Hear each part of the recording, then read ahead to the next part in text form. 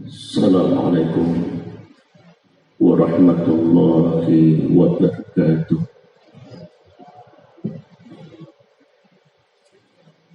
Alhamdulillahi rabbil alamin alladzi an'amna wa tafaddala 'alaina bi ni'matil iman wal islam. Asyhadu an la ilaha illallah wahdahu la syarika lah. Kalimatul haqqi 'alaika nahya wa 'alaika namut wa 'alaika wa biha nub'atsu insyaallahu minal aminin. Wa asyhadu anna Muhammadan 'abduhu wa rasuluh sallallahu alaihi wasallam rahmatan lil 'alamin. Allahumma shalli wa sallim ala hadzal nabiyil karim Sayyidina wa maulana Muhammadin wa ala alihi wa ashabihi rasulillahi ajma'in, amma ba'd. Bapak Ibu sudah jamaah salat subuh yang dimuliakan oleh Allah Subhanahu wa taala. Sejenak mengawali tausiah kita dari lubuk hati yang paling dalam, saya mengajak kita semua bersyukur kepada Allah, meningkatkan keimanan kita, terus meningkatkan kuantitas dan kualitas dari ibadah kita. Apalagi kita sudah di akhir-akhir Ramadan. Saya sampaikan dan mengingatkan kita semua bahwa mau tidak mau Ramadan ini harus bisa dengan kita. Dia cuma dua, kalau bukan kita yang meninggalkan Ramadan, ya Ramadan yang meninggalkan kita. Tahun depan belum terbayang kita, Pak. Apa masih ketemu dengan Ramadan, wallahu a'lam.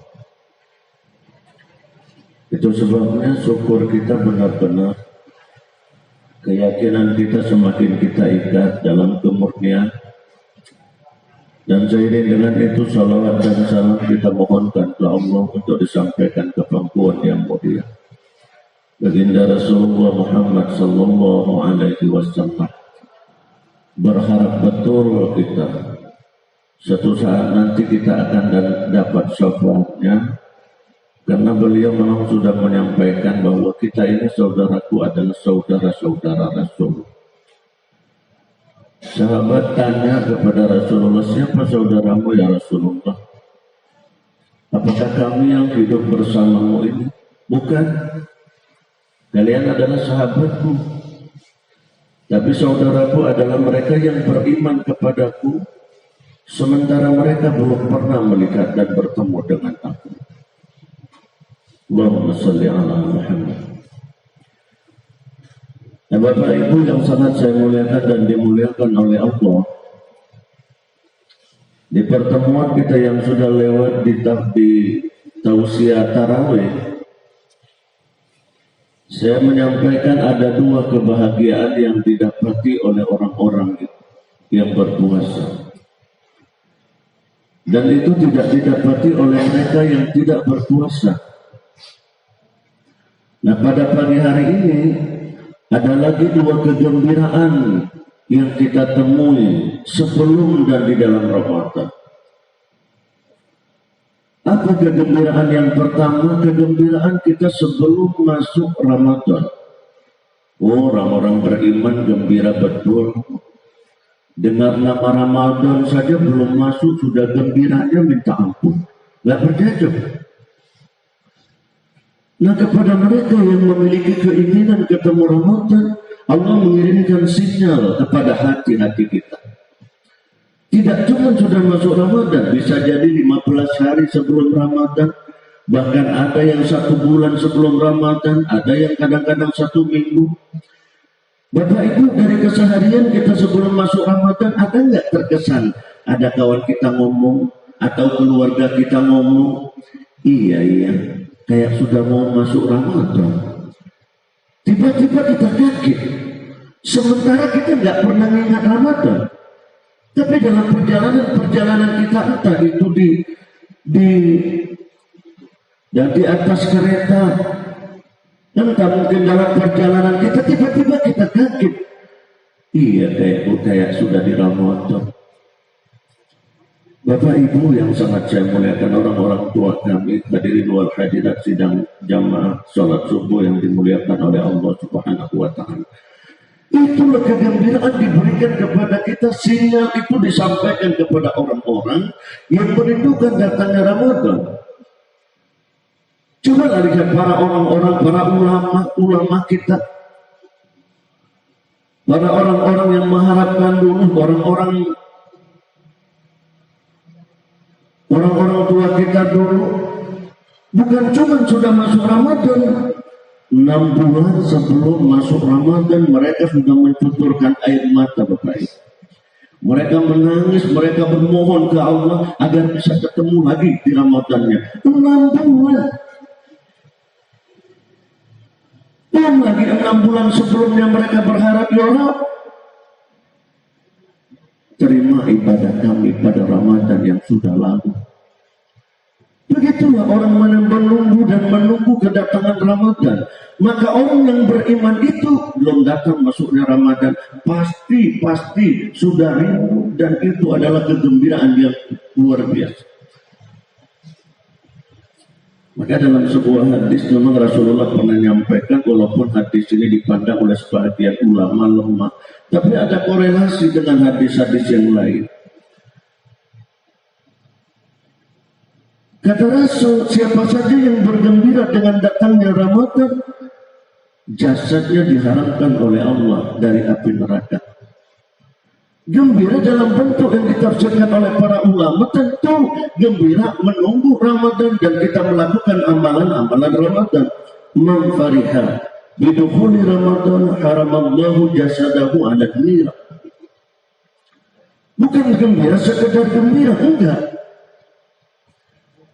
Ya Bapak Ibu yang sangat saya muliakan, begitulah sinyal itu disampaikan kepada kita, dan kegembiraan itu pasti ada pada orang-orang yang beriman dan rindu dengan kedatangan Ramadan.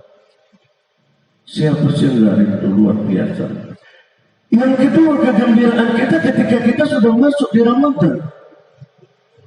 Bisa kita bertandang di Ramadan, bisa beramal kita di Ramadan, apalagi ini sudah 21 hari ini. Yang gak lama lagi Ramadan akan meninggalkan kita. Di akhir-akhir kayak gini, kalau Rasulullah hamparkan sajadah, sing-singkan lengan baju, hamparkan sajadah, lebih banyak di masjid daripada di rumah. Kenapa? Nggak tahu kita apakah ketemu kita dengan Ramadan selanjutnya. Nah, disitulah kita ukir kegembiraan kita di Ramadan ini. Ibadah kita dengan serius, berbunga-bunga hati kita, masuk kita di dalam Ramadan. Ini tidak diperuntukkan umat-umat yang lain, cuma di kita. Sementara di Ramadan ini, seluruh pahala, apalagi ada satu malam yang nilainya lebih baik daripada 1000 bulan. 1000 bulan 83 tahun, Pak, nggak tanggung-tanggung. Itu diberikan khusus untuk kita. Coba lihat, ada nggak untuk umat-umat sebelumnya? Nggak ada. Kita umat Muhammad ini memang betul-betul umat pilihan.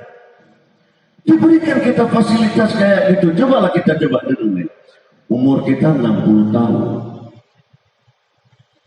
Sementara kita baru sadar tobat beneran 40 tahun. Di umur 40 tahun, dari balik sampai 40 tahun, kebanyakan corengan hitamnya, kebanyakan dosa. Umur 40 tahun baru sadar kita. Tobat kita 20 tahun. Kalau kita hitung-hitung dari di usia kita, timbang berapa sih umur kita, berapa yang sudah habis untuk maksiat, berapa kita tobat, kan nggak imbang rasanya. 40 tahun kita coreng-moreng hidup ini, 20 tahun kita baru taubat, kan masih belum imbang. Tapi Allah membuat kita putus asa. Allah SWT memberikan, baik manusia, dosamu memang banyak, tapi kasih sayang dan ampunanku lebih besar. Ini di bulan Ramadan diberikan satu malam yang nilainya lebih dari 1000 bulan.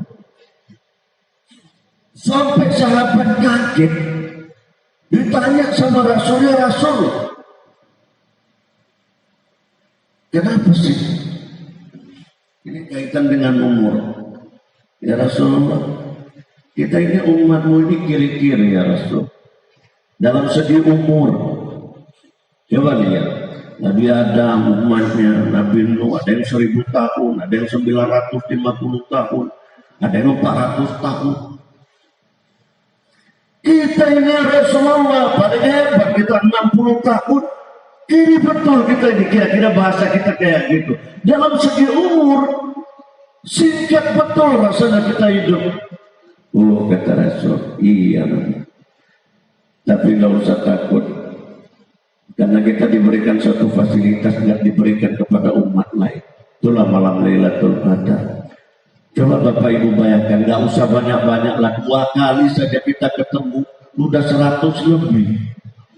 Apalagi kalau yang 3 kali, 4 kali, 83 tahun. 5 kali 83 tahun. Sudah berapa amal kita yang diberikan? Makanya Allah itu mengingatkan terus kita, jangan berputus asa sama dosa. Jangan putus asa, terus berusaha dan optimis. Karena Allah memberikan fasilitas-fasilitas itu. Nah Bapak Ibu, inilah makanya kehebatan Ramadan ini. Allah nggak hitung-hitungan. Kalau hitung-hitungan kan kayak tadi, umur 40-60 tahun, masih 40 tahun, 20 tahun baru sadar dan tobat. Kalau secara timbang-timbang kan masih rugi kita. Tapi Allah enggak hitung-hitung buat kita. Bahasanya kan kayak gitu, enggak hitung-hitung buat kita Allah itu. Hari ini adalah bulan ini, di bulan obralnya pahala. Bulan diijabahnya doa kita. Makanya dalam kondisi ini jangan nilai terbalik. Di akhir-akhir Ramadan ini sekali lagi sama-sama kita ingatkan. Singsingkan dengan baju, hamparkan sajadah. Lebih banyak di masjid atau ibadah daripada berleka-leka. Karena sekali lagi saya ingatkan, belum tahu kita demi Allah. Apa kita masih ketemu dengan Ramadan yang akan datang? Belum tahu kita. Salah satunya perbanyak doa. Doa. Dan kita senjata mukmin itu memang doa, nggak ada lain. Yang bisa menolak takdir pun sebelum takdir itu jatuh adalah doa. Saudara mau jaga Bapak Ibu mau jalan kelasikin, takdir sesungguhnya tapi belum jatuh, tapi kecelakaan disuap dulu sebelum berangkat, doa dulu. Ya Rabb, aku mohon perlindungan. Bismillahirrahmanirrahim. La haula wala quwata illa billah. Jangan takdir yang tadi itu bisa digeser oleh Allah akibat doa. Kalau sudah jatuh takdirnya nggak mungkin lagi. Ya, seperti yang disampaikan tadi oleh protokol, ada orang tua kita yang sakit, takdirnya sudah jatuh, dia sakit. Ya kita cuma doa. Mudah-mudahan insya Allah beliau diberikan kesehatan, bisa lebih meningkatkan ibadahnya lagi. Amin. Allahumma ya rabbal alamin. Nah ini persoalan doa ini Luqmanul Hakim pernah mengingatkan anaknya. Kata Luqmanul Hakim begini, nah kalau kamu sudah merasa hebat dalam hidup ini nakku, kalau sudah merasa bisa mengatasi seluruh persoalan hidupmu, udah merasa nggak membutuhkan Allah lagi, udah nggak usah ibadah, kata Luqmanul Hakim. Nggak bayangkan itu. Kalau sudah nggak membutuhkan Allah dalam hidupmu, merasa sudah lebih hebat mengatasi seluruh persoalan hidupmu, nggak usah ibadah, nggak usah doa, silakan, tafadhal. Tapi kalau masih merasa membutuhkan Allah dan merasa hidup ini nggak bisa diurai dan diatasi berbagai persoalannya, maka semakin banyak hajatmu, semakin takarrub ila Allah, semakin banyak hajatmu, makin banyak doamu, makin banyak ibadahmu, semakin banyak kebutuhanmu, kau makin dekat nak ke Allah. Coba kita nggak butuh Allah, apa butuh Allah? Tuh. Semua jalan yang kita jalani ini qadarullah. Saya bisa di sini qadarullah, Pak. 2 bulan yang lewat saya nggak pernah mikir subuh ini bisa dakwah di sini. Tapi semuanya Allah mau jadi hari ini saya dakwah. Coba kalau nggak diizinkan, entah 2 menit sebelum ke sini saya sakit atau apapun, nggak ada satu persoalan hidup ini yang bisa kita atasi tanpa izin Allah. Makanya Rasul, coba lihat, dalam rangkaian kegiatannya beliau tidak pernah melepaskan dari doa. Sadar betul Rasul itu bahwa memang tidak ada apa-apanya kita dalam hidup. Nggak usah lah yang lain, tarik nafas saja coba. Kalau nggak izin Allah, nggak bisa. Maka nggak ada. Maka kalau itu kita sadar bahwa makin banyak kebutuhan kita, makin banyak doa kita ke Allah. Apalagi di Ramadan ini, munajat. Apalagi dalam sholat. Dalam sholat itu coba tanya sama anak-anak kita. Nah, sholat itu apa sih? Oh, dijawab. Jujur anak-anak kita. Doa ya? Doa? Iya. Dari mana tahu? Dari Ustaz. Tapi iya memang sholat itu doa secara bahasa, mulai dari awalnya sampai terakhirnya rangkaian doa kita nggak putus-putus. Coba dari iftitah, di situ ada pernyataan kita jawab. Kalau yang pakai Allahu Akbar kabira, yang pakai Allahumma baik-baik, silakanlah, nggak ada perdoaan kita di sini. Tapi dalam rangkaian doa Allahu Akbar kabira ada pernyataan di situ. Apa pernyataannya? Hidupku, matiku, ibadahku hanya untukmu ya Allah, nggak ada lain. Itu sebabnya agama ini melarang kita percaya pada jimat. Agama melarang kita percaya pada dukun. Agama melarang kita percaya pada persekutuan iblis.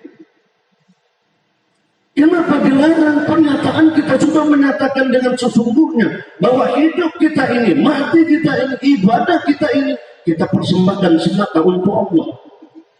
5 kali paling kurang 1 hari 1 malam. Dan itu kita tanda tangani dengan kalimat Allahu Akbar. Nggak main-main. Belum lagi di doa iktidalnya, belum lagi berapa banyak tasbih di ruku, di sujudnya. Apalagi Al-Fatihahnya, utuh doa kita di situ. Duduk antara 2 sujud lagi, Masya Allah. Saya teringat ada penyampaian seorang ulama.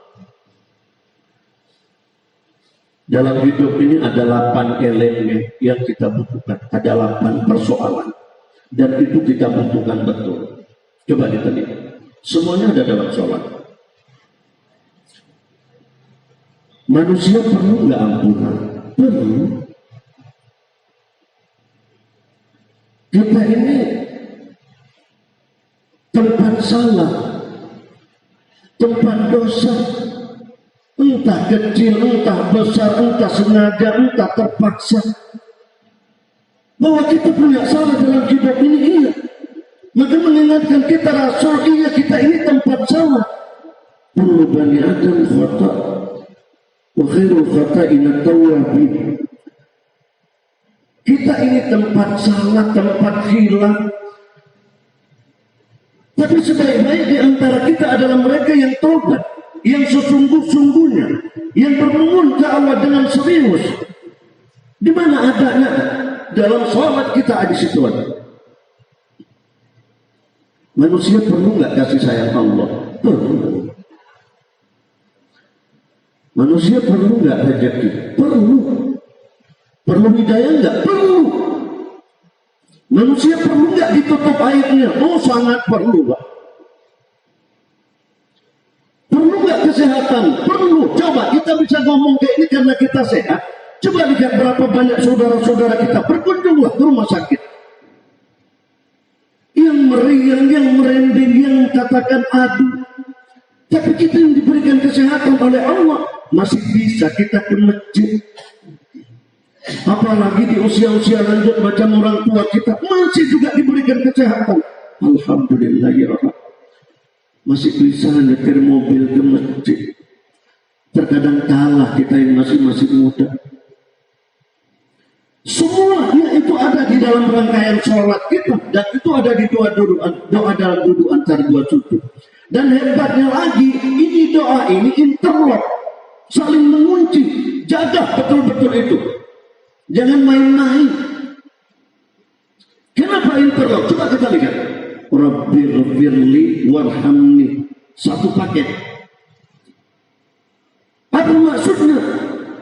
Ya Allah, ampuni aku. Orang kalau sudah diampuni, disayangi nggak? Coba jujur, renungi diri sendiri. Allah itu jauh dari kita karena dosa kita melekat di hati ini. Karena dosa kita terkijat, karena dosa nggak diterimanya amal kita. Begitu kita bilang, Rabbighfirli, ampuni aku ya Allah. Begitu gelap diampuni, begitu diampuni, disayangi kita oleh Allah. Makanya doa itu interlock, saling mengunci. Begitu kita bilang, Rabbighfirli warhamni, ya Rabb, ampuni aku dan sayangi aku. Padahal begitu kita sudah diampuni, langsung kita disayangi oleh Allah. Coba, apa kurang hebat? Coba lagi, apa lagi? Wajburni warfaqni, ya Rabb, tutup kelemahanku, tutup aibku, perbaiki apa kekuranganku. Pertanyaannya, orang kalau sudah ditutup aibnya akan diangkat derajatnya, betul nggak? Ayo merenung. Coba renungi Bapak Ibu, termasuk saya.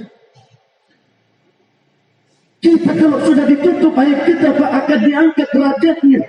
Coba kalau dibuka, saya lah yang pidato di sini loh. Saya lebih tahu pribadi saya. Saya lebih tahu berapa banyak sholat saya. Saya lebih tahu berapa banyak tahajud saya. Saya tahu berapa banyak khilaf saya ke Allah. Saya lebih tahu bagaimana akhlak saya. Saya lebih tahu tentang moral saya. Kalau itu nggak ditutup, nggak berani saya berdiri di sini demi Allah. Betul nggak? Ditutup. Tiap hari bermohon ya Rabb, ujburni, perbaiki kelemahanku. Aku nggak bisa ya Rabb kalau tanpa. Begitu diperbaiki, ditutup aib-aib kita, diangkat derajat kita. Berani Pak saya pidato di sini, walaupun di depan orang tua saya. Ini persoalan kasih sayang Allah karena ditutup aib kita. Coba kalau dibuka, seantero kita ribut, baru saja dibuka kayak itu heboh satu sebelum.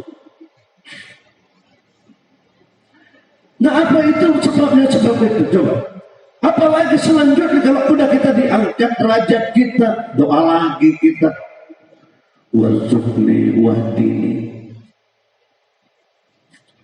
ya Allah beri aku rezeki.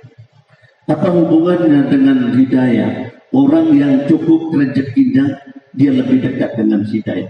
Coba, betul nggak? Betul nggak? Nggak percaya. Itu sebabnya Rasul mengingatkan, apa diingatkan oleh Rasul kepada kita. Banyak memang orang miskin yang taat, tapi di antara 1000 berapa orang?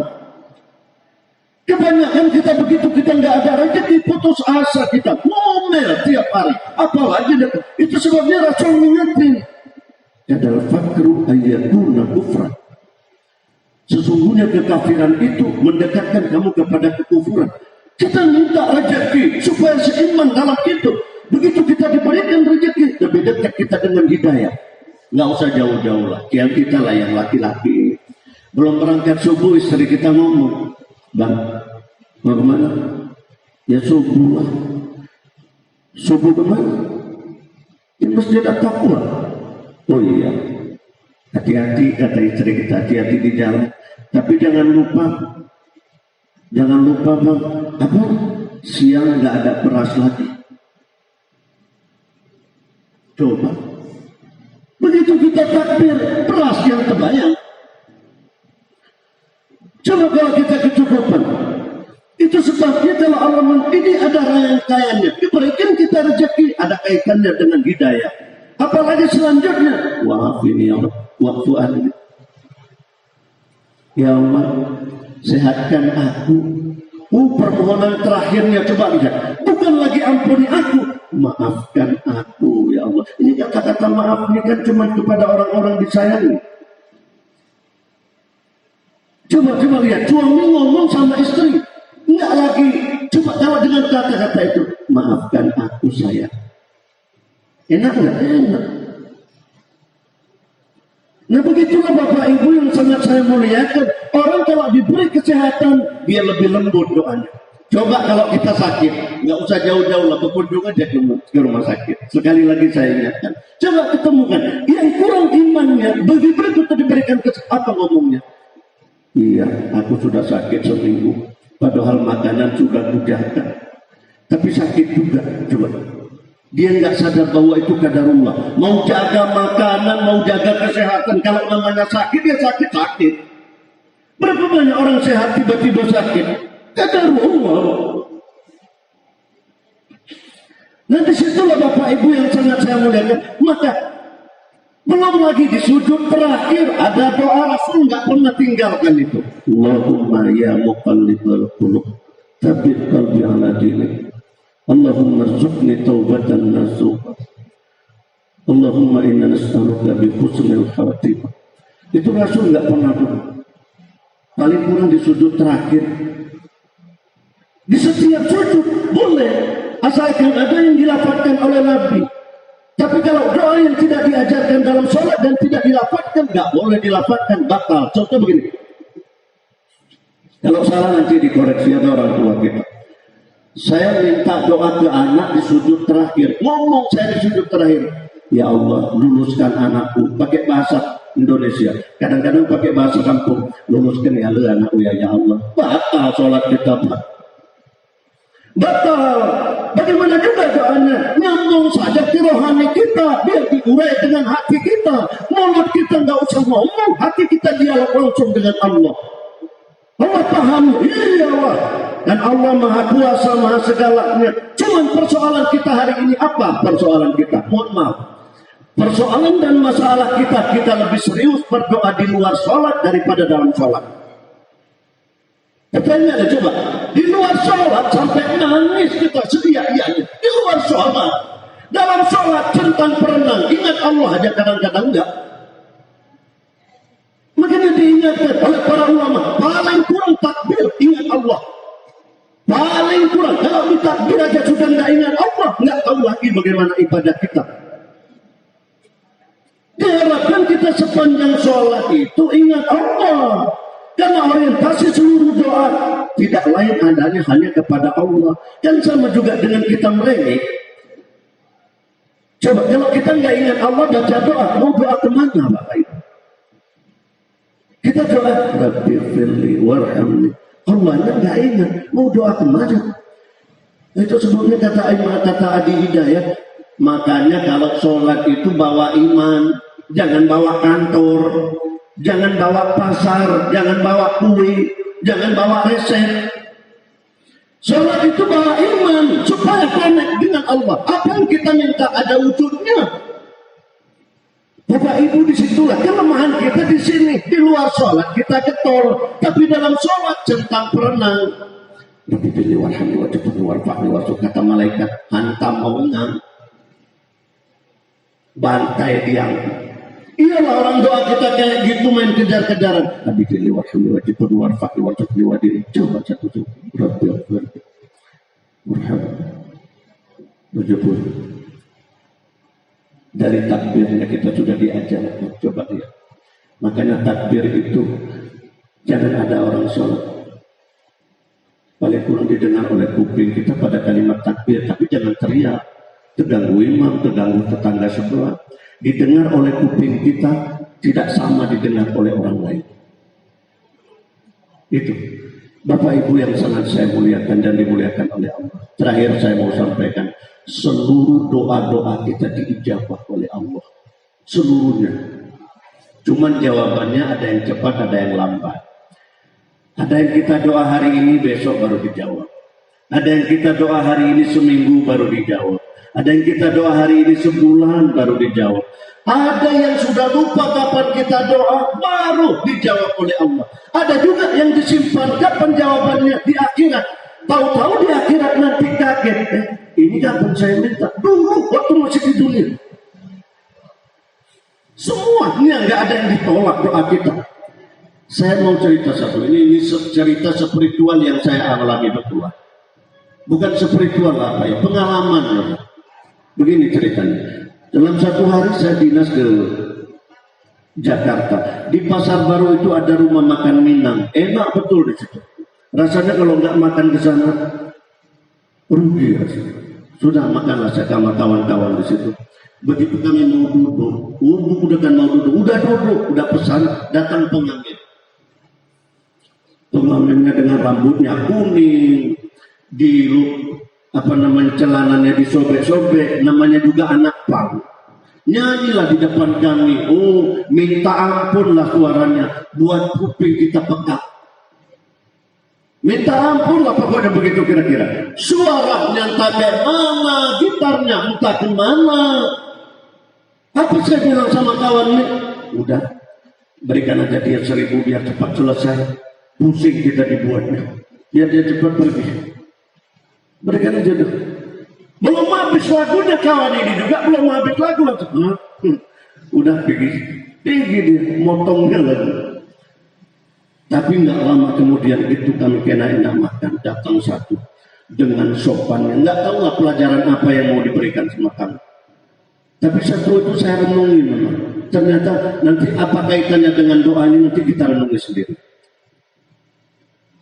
Datang lagi satu pengamen, oh sopan betul dia. Dengan pakaiannya yang sopan, kayaknya dia orang sholat. Cuman hidupnya aja yang menggantungkan di situ. Lalu dia nyanyi di depan kami. Alangkah semua lagu-lagunya adalah lagu-lagu dakwah. Saya yang paling suka ada satu syair Sofi. Dan itu sudah digubah jadi nyanyi. Andai aku tahu hidupku kapan. Nah itu kan ada syair-syair Sofi seperti itu. Andai aku tahu kapan ajalku tiba, aku mohonlah ya Rabb panjangkan umurku. Itu syair Sofi diubah oleh orang seni jadi indah. Begitu sudah selesai nyanyinya, saya minta lagi, Mas boleh kue satu? Boleh. Udah nyanyi lagi dia. Udah selesai yang satu, saya bilang lagi, Mas satu lagi. Udah selesai, tunggu juga satu lagi. Sampai kami selesai makan. Bapak Ibu coba lihat. Oh senang betul. Saya tawarin makan nggak mau, saya tawarin minum nggak mau. Duduk dia di situ nyanyi, dia menghibur kami sampai lapar. Walaupun sebahagian ada yang nggak suka kepada nyanyi, bukan nyanyinya, tapi memang alat musiknya itu. Tapi ada pelajaran di situ yang saya renungi. Begitu lama dia di dekat kami, ditemaninya kami sampai selesai. Apa yang kami minta itu dipenuhinya. Apa yang terjadi Bapak Ibu? Begitu dia selesai, saya bilang sama kawan saya, kasih dia 100.000. Alangkah memberikan pengalaman rohani dia sama kita. Kasih ke dia. Oh Bapak Ibu dipeluknya gitu, nangis. Pengamen dapat uang 100.000 mau loncat-loncat. Apa hubungannya dengan doa? Coba lihat, kita seringkali putus asa dan sujud. Tetangga sebelah kita nggak pernah sholat. Coba lihat, nggak pernah sholat, nggak pernah ke masjid, apalagi ngaji. Istrinya nggak pakai jilbab, tapi doanya serasa diijabah betul. Hidupnya rasanya tidak ada apa, tidak ada halangan. Jangan lupa, jangan-jangan seperti pengamen tadi yang pertama. Allah kadang-kadang bosan, kalau cepat kasih dia akan diminta. Nggak ada sayangnya, nggak ada rindunya sedikit pun. Udahlah, ya cepat aja lah. Kebanyakan bacot. Nah, kalau bahasa kita sama juga kayak pengamen yang tadi.